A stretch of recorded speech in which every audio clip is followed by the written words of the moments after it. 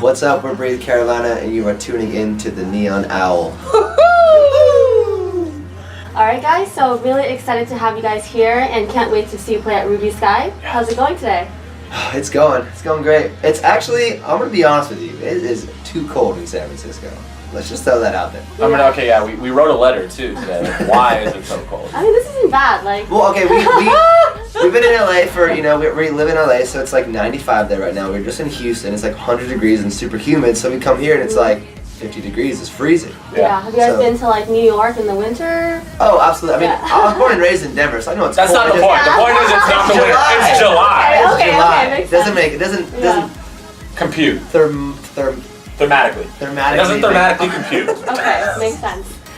So we always like to start with something you are either excited about or grateful for. The ramen I had earlier, I'm grateful for, and I'm excited about going there again. What was it called? Miyosho? I don't know.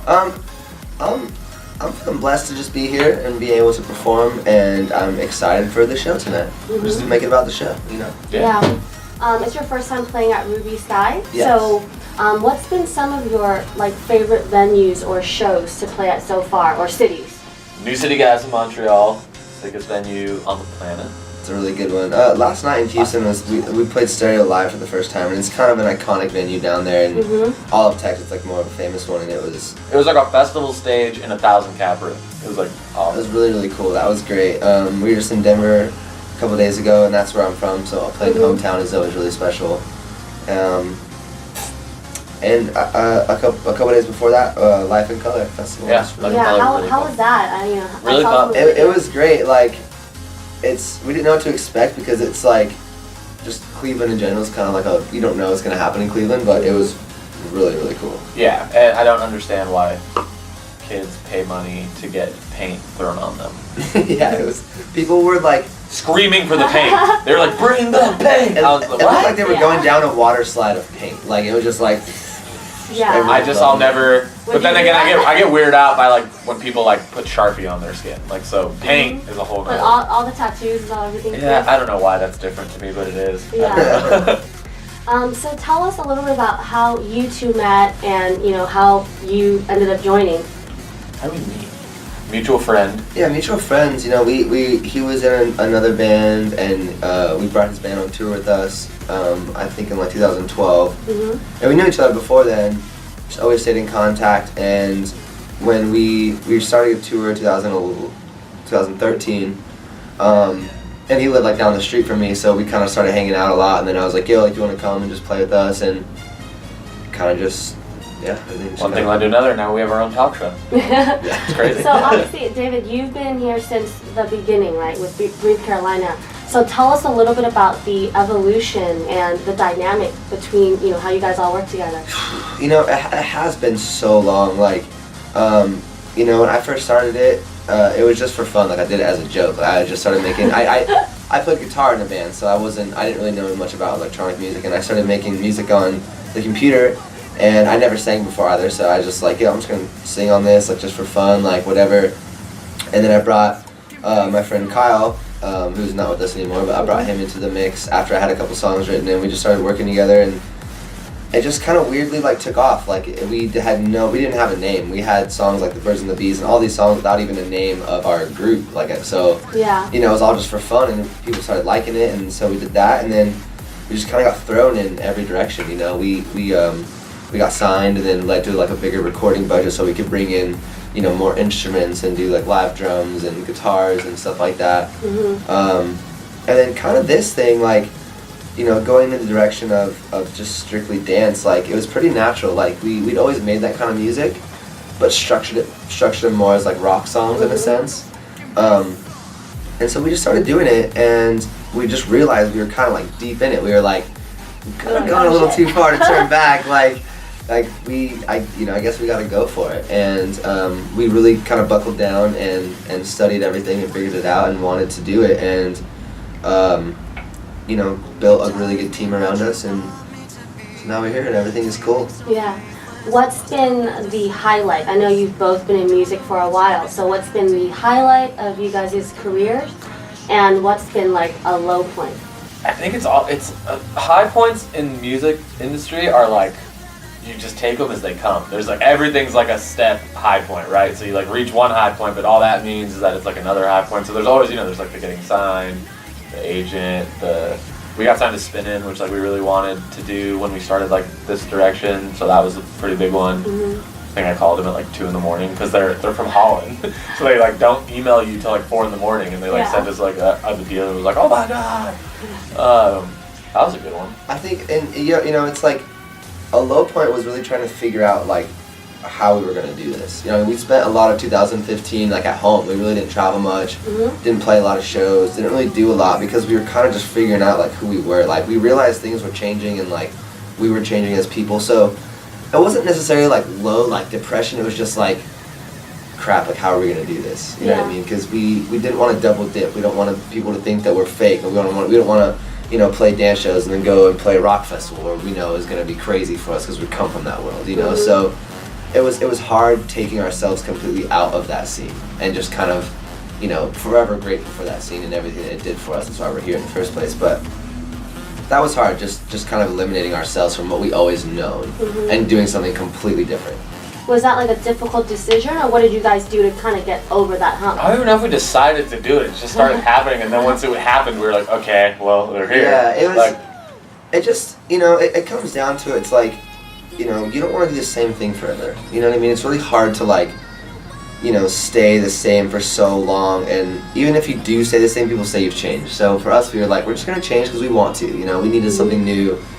We needed to feel inspired and passionate again, because after a while you kind of lose it. It kind of all just becomes like a mundane, like everyday thing. It's like, all right, we're gonna do Warped Tour, we're gonna get done, we're gonna go on like a bus tour with a couple bands, we're gonna have Christmas break, we're gonna go on a spring tour, we're gonna do Warped Tour. So it all kind of just blends together and it's all kind of the same. But in this world, it's like, like we could go to China tomorrow and come back and then play a Life and Color Festival and then go to our hometown and play. Like it's more all over the place, and it's not as routine and.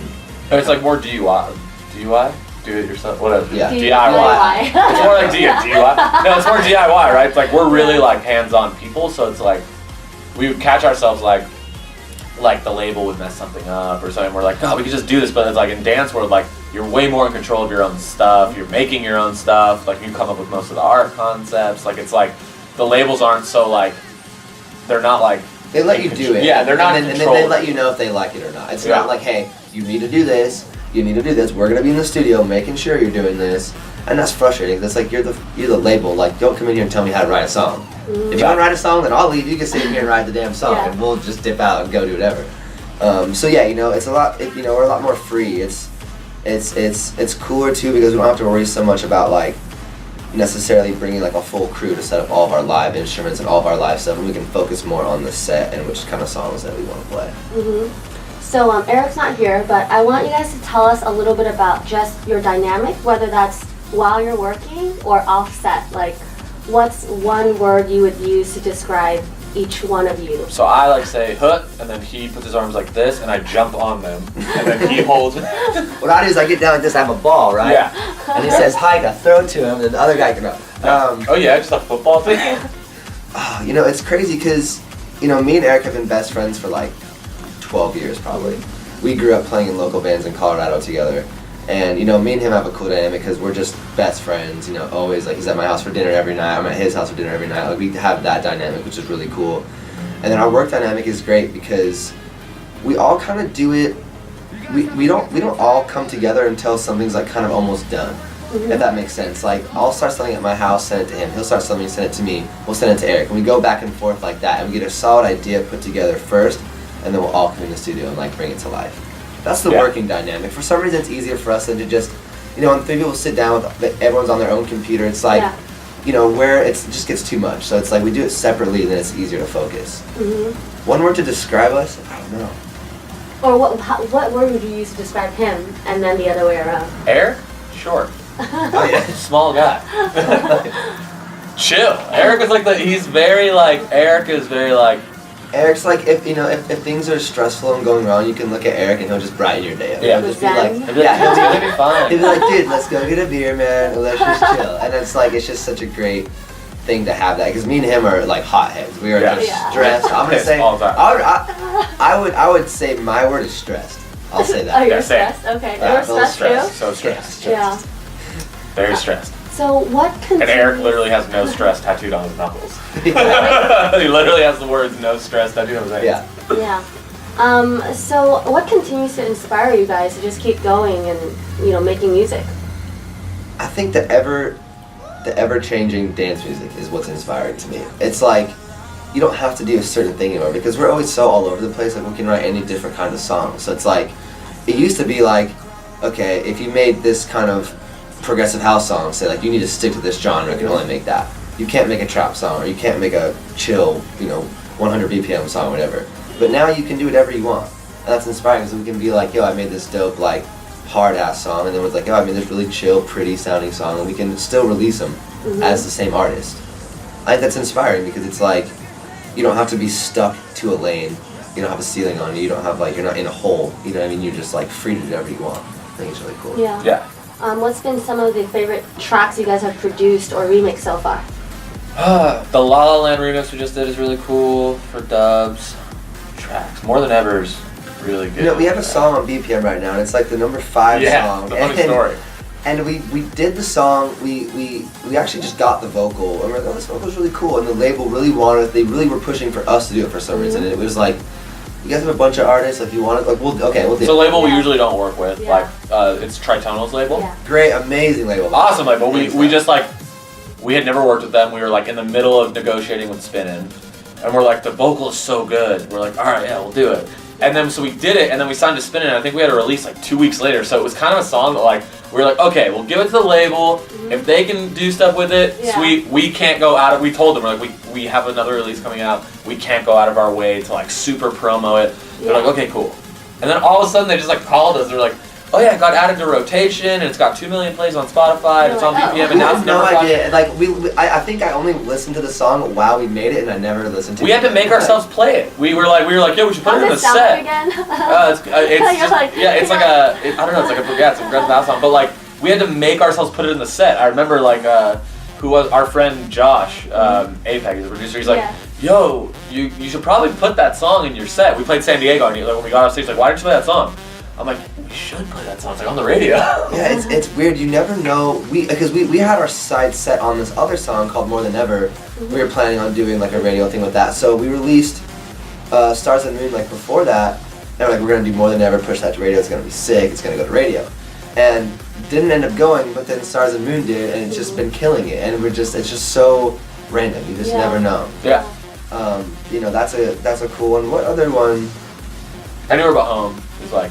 That was kind of our first, like, you know, Armada, you know, signed our first release as a dance, you know. It's a really good song. Group, and we're doing all these songs on the EP are really good that we're gonna do in September. We just finished it pretty much. Those are really. It's like a different. It's not like there's no bangers on it. It's all really chill, like listen to music, which is cool because it's totally different than all the singles we released. So that's cool. It's like a cohesive piece of like work that you can just put in your car and like. Yeah, we didn't want to make like a whole thing of like where you're like there's a chill song, there's a banger, and you're kind of all over the place. We wanted to put like 5 or 6 songs together where it's just like really good written, like nice songs. Yeah, there's not like one, you know, 1, 2, 3, jump. Like it's just very. I mean, there's still bangers. There's still really dope and heavy drops, but it's not like what you would think. Yeah. How was it working with Rios or Shanahan? It was cool. We have never met either one of them. He was telling me about like it was just random. I think you were tweeting or something happened. Rios, it was through a tweet. He is so good. He's super sick, and he sent us a chord progression, and it was literally the vocal was the first thing we hummed. It was the immediate first thing we hummed when we heard the piano chord progression. Sent it back to him. He's like, "Yep," and then we like both did parts of the track and finished the track. It was so fast. And then Shanahan. He had the guitar and piano and the vocal for Stars and Moon, and then the label didn't like the drop, so they sent it to us because we just put out a song called Hero, and they really liked the drop for it. And they're like, "Can you make a drop like this?" And we're like, "Yeah." Did it in like 2 days, sent it back. It was really cool guys. That's what's cool about. I think the only song we've actually sat down and collabed with it in person was with Bass Jackers on Marco Polo. You know, we were actually all in the studio with Reese. We were all there. There was Reese, Bass Jackers, and us all in the studio. And Logan. with Apex. Yeah, Love and Apex, and we worked with Neil Hitch in the studio For too. 9 hours in the studio. But you know, most of the tracks, like Blaster Jack's song, like we had the track, we sent it to them, see if they liked it, they did some work on it, sent it back, and it was just, it's so easy, like it's crazy that you can just collab and make a song through the internet. Yeah. It's really Yeah. wild. Do you guys have a favorite collab so far? Marco Polo is probably, just because we're really good friends with Bass Jackers and the Reese kids are like super cool. So we like talked about doing a song together for like a year, and then we did it. And so it was like a long time coming. And I like that song was just awesome. Everybody put in like a cool part to it, so it was really cool. I don't know, the Blaster Jack song is awesome. Yeah. I like that one. What do we got? We have some really cool ones coming up. Yeah, we have Can't some really talk cool about ones that. coming up. Yeah. Really cool. Yeah. So when you guys are making music, what do you want your audience to feel when they're listening to it? Depends on the song. I mean, I think it's just, we try to put it out there, like, it's hard, it's so hard to like answer, Yeah. like. Well, because we have some songs that it's like I want you to feel insane and go punch somebody, and then I have some songs where I want you to like cry. want Then you we to have some cry. we have some songs where it's like go to sleep. Like I don't. It really just depends on the vibe that we're in when we write the song. I think all of our songs, if you listen to them, they all have like they're dark. They're like like minor. We don't really write anything except for like Lovin'. That's like super upbeat, like poppy. Almost everything we do has like a darker tone to it. It's just who we are. All of our songs have always been that way. Like I think even when we tried to write like super poppy stuff, it just comes out a little darker. So all our songs have like that cohesive vibe. So I don't know. We want you to think. We want you to feel what we feel. Yeah. Damn it. Okay. Just listen to us. feel exactly how we feel.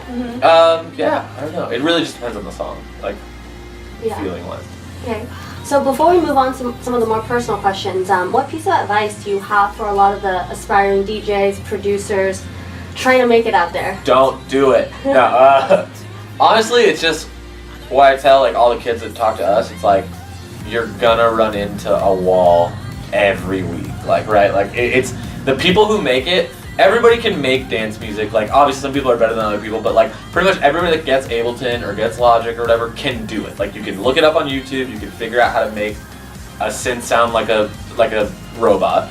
But it's like you're gonna run into like walls, and it's the people who like just keep pushing through and get through it and like don't let the mental block stop them and like really focus on their brand and really focus on like what little thing in dance music is going to make you a little bit different than this person, you know what I mean? Like, you see somebody like Marshmello comes out, wears a helmet, the next week there's Lollipop, like, there's so many, it's like you can't do that, like just because it worked for him doesn't mean it's going to work for you. It's like, I see so much of that, like, Dylan Francis is funny, so I'm going to yell at a pinata also. It's like, no, that's his thing, like, find your thing. Finding your own thing, and it's so brand-based now, which is, I don't know if that's a good thing or not. But it is just the game. It's the game, it's everyone, you have to have a brand. If you don't, it's very few people where the music is just enough. You know what I mean? Like, I honestly can't think of, like, any artist where they don't have anything, they just maybe like Nightmare. Music.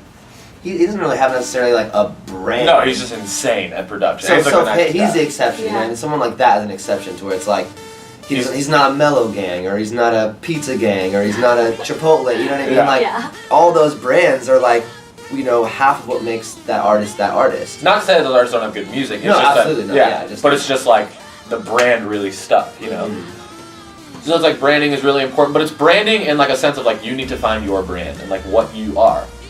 And we do it that, it's like you look at somebody like Blau, he's went to business school, his dad is an accountant, and he owns that. Like that's his brand. Yeah. He's a college kid, he like goes for college, that's his thing, that's what he does. He's not trying to be like, wear all black and a hat that says like, Biggs, like it's just not him, it's not, So yeah, it's about finding your thing and just getting through. Just being honest about it. Yeah, and getting through the low points because there's a lot. Like you're gonna get 100 tracks turned down for one track to get signed. You're gonna get every label telling you that it's just not there. It's just, that's what it is, that's the game.